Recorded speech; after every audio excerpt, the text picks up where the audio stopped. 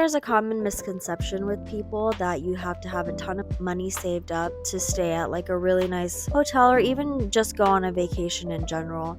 This last trip to Thailand, we spent about less than $20 on 3 nights of hotels, and this is how we did it. There were 2 hotels we stayed at, and the first one we're going to talk about is the Westin. So we got 2 nights at the Westin. When I had looked up the prices, it was about $250 to $260 a night, so over $500 total, which is kind of a lot of money for us, but we ended up getting it for completely free. How we did it, I had 65,000 points saved up with my American Airlines credit card that I had never used, and we basically just used all the points to have this crazy experience with our own plunge pool and a 2-bedroom suite, and it was my birthday, so we decided to treat ourselves and just use all of our points.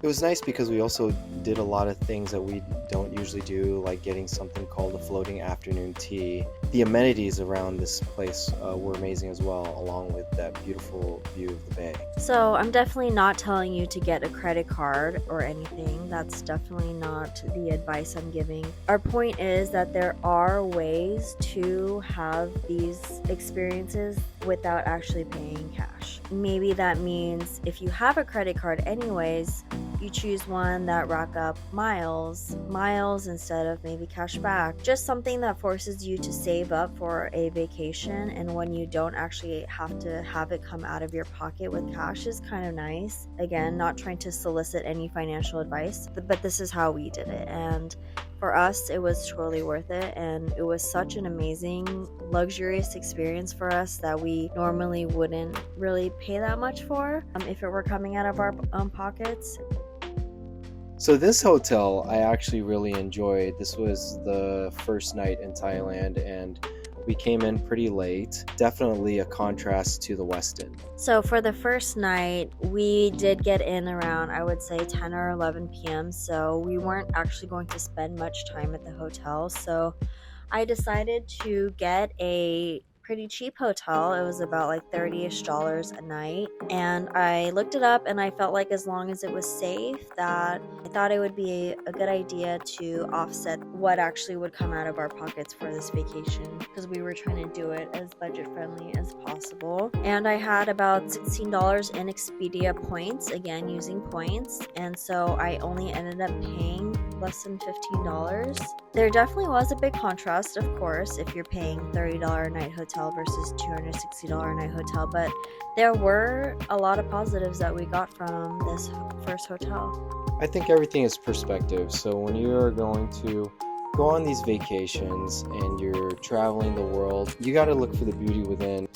We woke up to the most beautiful sunrise, and it was kind of out of the way of the streets, and so we were kind of like behind a marsh field. Quiet, it was beautiful, and I feel like we really got to see the locals and the local side of town, and versus being at the Westin was great, amazing, but also it was just kind of secluded in a resort, and we really enjoyed being with the locals. I think at the end of the day, it's really up to you what kind of experience you're going to want to have. And for us, we decided that we wanted to experience both, to really feel that we were part of the local environment, as well as having that resort experience as well. I think there's nothing wrong with either one of those. Like Ryan said, we really loved having the contrast between the two, and having both experiences was so meaningful and so memorable for us, and we hope to do a lot of our trips that way, where we get to have that resort type of experience, but then also what's so more important, honestly, I feel like, is to have that more local experience. We understand that not everyone can do it the same way, but I feel like when it comes to travel, it doesn't always have to come super expensive. There are little ways that you can find to have the experiences that you want without it having to be always a big chunk of money out of your pocket. I think a lot of it, again, can be a lot of trips can be very cost effective, and again, it's just the perspective that you have.